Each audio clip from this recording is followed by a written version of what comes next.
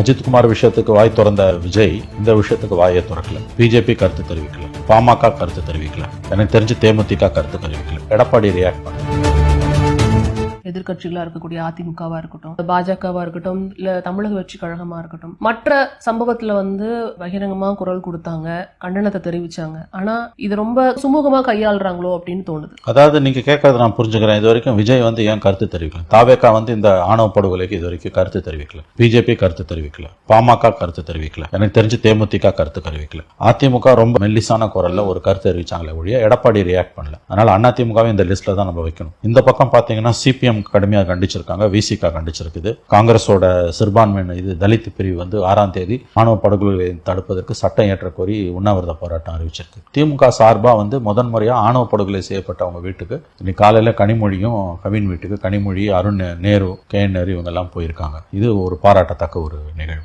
ஆகவே இதுல பொலிட்டிக்கல் பார்ட்டிஸோட ரோலை பேசும்பொழுது நிச்சயமா பிரதானமா திமுகவோட ரோலை பேசணும். அதுக்கு முன்னால மற்ற கட்சிகள் நாங்க பிரைமரி ஃபோர்ஸ்னு சொல்லிட்டு ஆட்சி மாற்றத்தை கொண்டு வருவோம்னு பேசக்கூடிய விஜயோட கட்சி தமிழக வெற்றி கழகம் வாயை திறக்கல. அஜித்குமார் விஷயத்துக்கு வாய் திறந்த விஜய் இந்த விஷயத்துக்கு வாயை திறக்கல. பாமகவும் பிஜேபியும் அவர்கள் சாதிய கட்சிகள், மதவாத கட்சிகள், சுயசாதி பெருமை பேசக்கூடிய எந்த கட்சியும் தலித் படுகொலைகளை கண்டிச்சு அறிக்கை விட்டதா வரலாறே கிடையாது. திவ்யா இளவரசன் படுகொலையை காரணமா வச்சு தர்மபுரியில வெற்றி பெற்ற ஒரு கட்சி பாட்டாளி மக்கள் கட்சி. அன்புமணி வெற்றி பெற்றார். எல்லா ஜாதிக்காரனும் தலித்துகளுக்கு எதிராக அணிதிரண்டார்கள். ஆகவே இந்த விஷயத்துல இப்ப நம்ம பார்க்கும்போது இடதுசாரிகள் அதுல கூட சிபிஐ வாய் திறக்கல, சிபிஎம் தான் கடுமையாக கண்டிச்சிருக்காங்க. சிபிஎம் தான் தீண்டாமை ஒழிப்பு முன்னணின்னு ஒன்னு வைத்திருக்கக்கூடிய ஒரு கட்சி.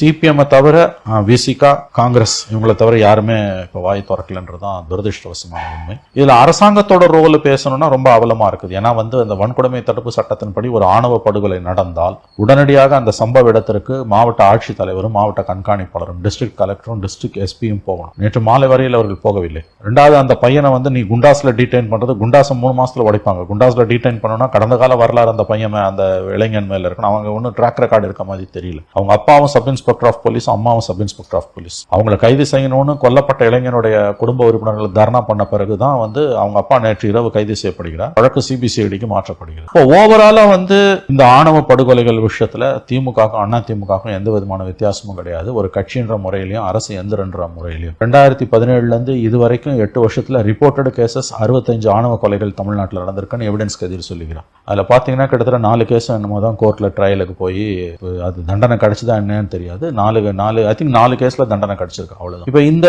விவகாரத்தை இது ரிப்போர்ட்டட் கேசஸ் 65 கேசஸ், அன்ரிப்போர்ட்டட் கேசஸ் எவ்வளவு இருக்கும் நமக்கு தெரியும். ஆட்சிகள் மாறினாலும் காட்சிகள் மாறலன்றதுதான் இதுல இருக்கக்கூடிய ரொம்ப துயரமான ஒரு விஷயம். சகலமும் சாதி தான், எந்த பக்கம் திரும்பினாலும் சாதி முன்னால நிற்கும்னு அம்பேத்கர் சொன்னது